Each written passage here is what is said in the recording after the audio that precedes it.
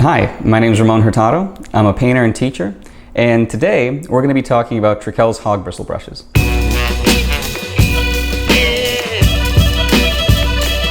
Most of my paintings start out with bristle brushes. You know, I get a fair degree of flexibility out of them. I can make different kinds of strokes. You know, I can make different kinds of textures with them. And I especially, favor the larger ones at the beginning, because then I can start with a much more broad overview of the kind of work that I'm doing before I settle into the details. One of the cool things about bristle brushes is that the hairs themselves have this portion called the flag. Now, the flag is basically like a split end on the hair, and what it does is it allows you to pick up paint and hold it so that you can manipulate larger quantities of paint when you're working. They have interlocking bristles, which just basically means that they're taking the best portion of the bristle that the brushes are made out of, and they're arranging them so that they come to a natural point, without the brushes, splaying out or being forced into that point. So let's break these down into categories. Now here we have our flat brushes. Here we have a bright, which is a short flat, a regular flat, and a brand new long flat. Now, flat brushes are really good when you're looking for,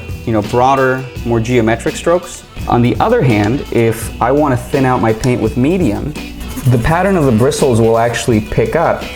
And for instance, this is something that I use when I'm painting foliage in the preliminary stages.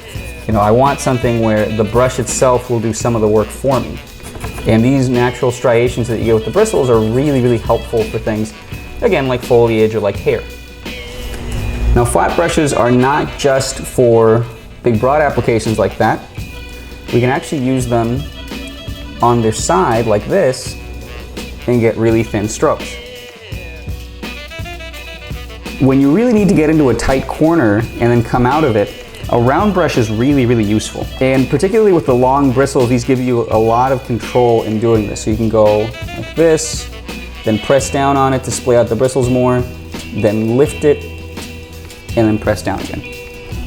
Now again, you can also just do like a regular application like that, if you want something that behaves a little bit more like a flat. Or, you can just go like that if you want just a regular pointy brush stroke. But again, the real beauty of this is doing stuff like that. Now, filberts are really great if you're looking for somewhat of a compromise between the flat brushes and the round ones. We're going to start with short filbert, which are usually the most common kind.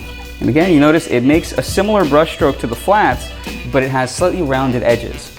So that makes it a little bit more flexible. It gives you a little bit more variety in your brush strokes.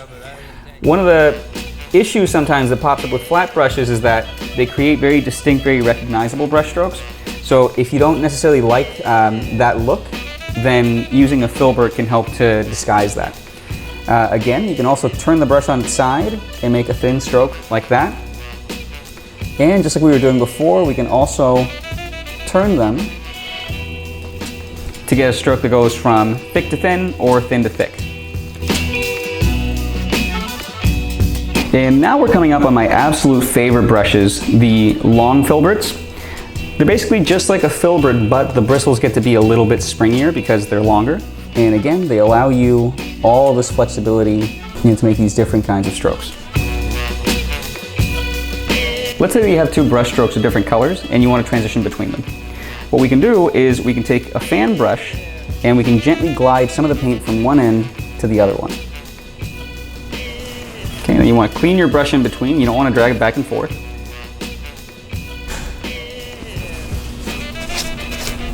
Clean it again, and pull that in like that.